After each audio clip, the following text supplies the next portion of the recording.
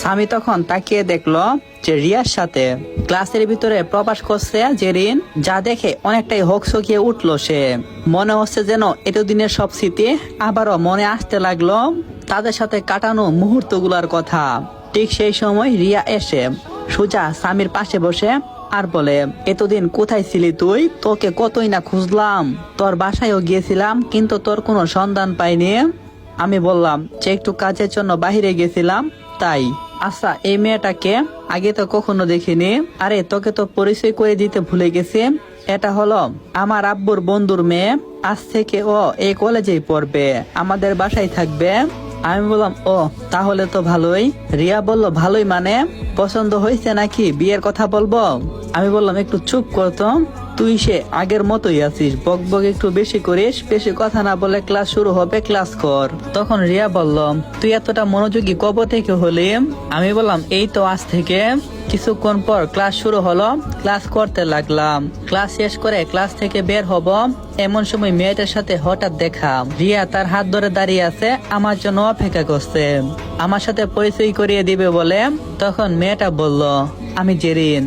আমি বললাম আমি রাত। তখন জেরিন মনে মনে ভাবতে লাগে, এই ছেলেটার বয়স হুবহুব স্বামীর মতো, সে এদিক ওদিক থাকাচ্ছে, হয়তো স্বামী এ কোথাও আছে, কারণ তার শরীরের ঘ্রাণ ভুলার মতো না, আর তার বয়স জীবনও সে ভুলতে পারবে না। কি হলো, কোনো কথা বলছেন না যে? আচ্ছা তাহলে আপনারা থাকেন, আমার বাসায় কাজ আছে, আমাকে যেতে হবে। এই বলে সেখান থেকে চলে আসতে যাব, এমন সময় রিয়া বলে উঠে, শোন তোকে একটা কাজ করতে হবে। আমি বললাম কি কাজ? তোকে জেরিনের সাথে ভালোবাসার অভিনয় করতে হবে। আমি বললাম কেন এটা করব, একটা মেয়ের জীবন নিয়ে কেন খেলবো? তখন সে বলল এটা করলে ওর জীবন বাঁচবে, নয়তো ও সুইসাইড করবে। আমি বললাম তুই কি বলতে চাচ্ছিস, কোনো কিছু বুঝে উঠতে পারছি না। তখন রিয়া চা বলল, তা শুনে আমার চোখ যেন কপালে উঠে গেল। রিয়ার কথাগুলো এরকম ছিল। ও বলল জেরিন সামি নামের একটা ছেলের সাথে রিলেশনে ছিল, ছেলেটা নাকি তাকে ধোঁকা দিয়েছে, কিন্তু জেরিন আজ পর্যন্ত তাকে বলতে পারিনি। এখনো তার কথা ভেবে কান্না করে। আজকে মনে হয় 100 বার ওই হারামজাদার নাম নিছে আমার সামনে। আমি তখন একটা মুচকি হাসি দিলাম আর মনে মনে বললাম এটা তো সবে শুরু, আরো কত কি করবে।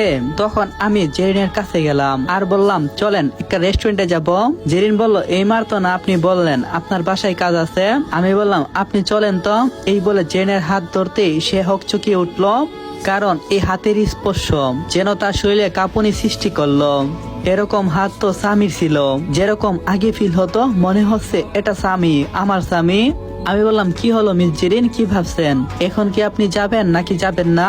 জেরিন বলল আচ্ছা তাহলে চলেন। জেরিন, রিয়া, আমি আর আব্দুল্লাহ চললাম রেস্টুরেন্টের উদ্দেশ্যে। কিছুক্ষণ হাঁটার পর রেস্টুরেন্টে এসে পৌঁছালাম আর অর্ডার দিলাম।